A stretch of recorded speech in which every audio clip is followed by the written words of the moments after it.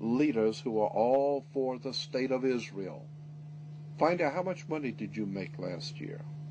Then you begin finding out the oil companies put up millions of dollars for Christian churches to send out missions. So many of the Christian missionaries that go out around the world, and these you see them nightly on television, missionary movements that go out to the poor, starving people of Africa and the poor people of China. These missions are being financed, but a lot of the big churches are not telling their people that it's being financed by oil companies. Oil companies and drug cartels are financing many of the church's missions throughout the world. We now know, we have documented proof beyond a shadow of a doubt that World War I, World War II were planned long in advance. The things which are going on in the Middle East have been planned for, I believe, at least 40 years, minimum. I can show you at least 40 years ago that this government, American government, was already keenly anticipating a major war in the Middle East.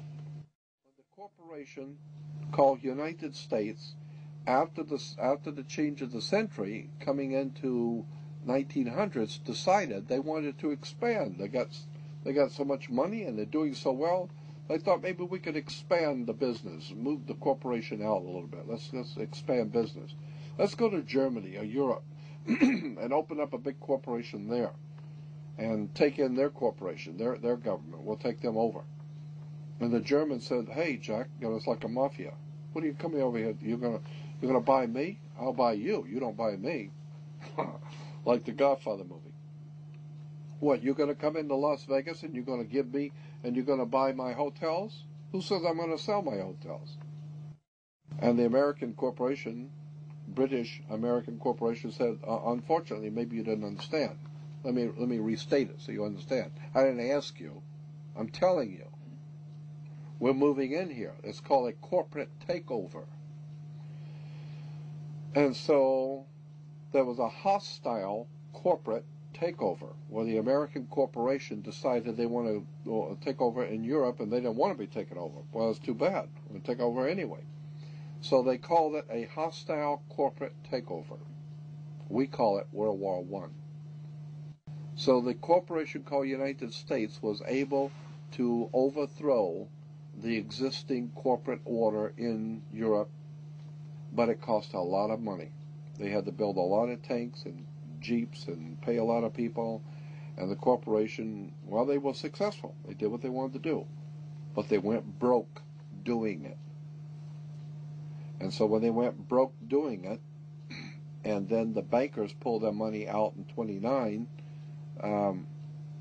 we had something called a stock market crash, because the corporation spent so much money, they went broke. So the international banker says, well, if you're broke, what are you coming to me for? I'm not going to loan you money if you're broke.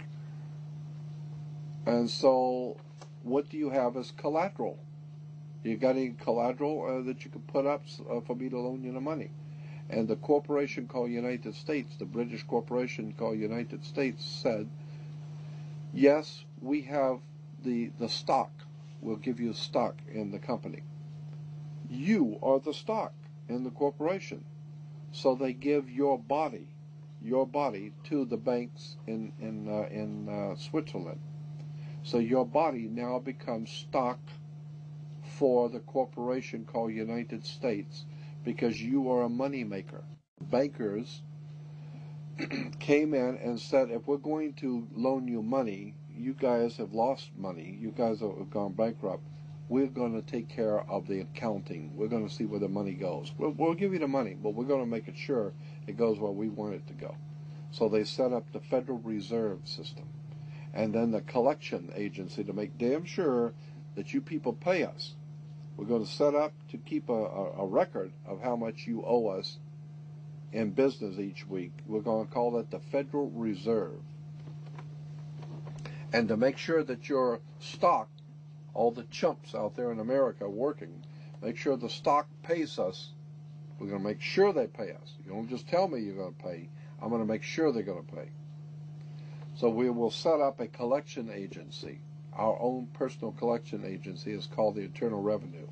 You mess with us, Jack, and we're going to hurt your face. You owe us money. So the banks loan money to the privately owned corporation called United States, and the United States Corporation gave your body, your birth certificate, to the banks as collateral for the loan, and that's why today Americans are nothing but slaves. Now this is something I want you to understand, and you need to listen carefully because this is profoundly important. Most people have never heard this and don't even understand what I'm trying to say. So try and follow what I'm going to tell you. There are two kinds of law on the earth, as I've said. One is called civil law, which is the law of the land, and one is called maritime admiralty, which is called the law of water. Maritime admiralty is banking law. And the law on the maritime admiralty says that you, because you came out of your mother's water, are a maritime admiralty product. This is why the ship is sitting in its berth and is tied to the dock, and the captain has to give a certificate of manifest to the port authorities because money is changing hands. This is why when you were born, you have to have a birth certificate. And it's got to be signed by the dock because that's where the ship is tied to, is the dock. So the dock signs your birth certificate. Why? Because you came down out of your mother's water. You came down her birth canal. You are a maritime admiralty product. And therefore your birth certificate is signed by your mother. And where your mother signed on the birth certificate, get it, you will see it does not say parent or mother, it says informant. Your mother was informing that the bank that she has just produced another product to be bought and sold. England, the British Crown, through international banking, owns your physical body, and that's the law. So you can think it's funny all you want. So the bottom line is that you are a maritime admiralty product, and therefore the banks own your body. And on the back of the Social Security card will be numbers in red. On the front will be in blue or black, but on the back will be in red. The numbers on the back of a Social Security card in red designate your body. It is the serial number of your stock. And this is why if you're wealthy, you are preferred stock. If you're poor, you are common stock. But you are a stock on the stock market. Your body is bought and sold through the use of your birth certificate. And if you could get your original birth certificate back, you would find that on the back of the birth certificate are all the banks around the world. All over the world, banks have used your birth certificate because you are a stock in a maritime admiralty banking scheme where you make money for banks.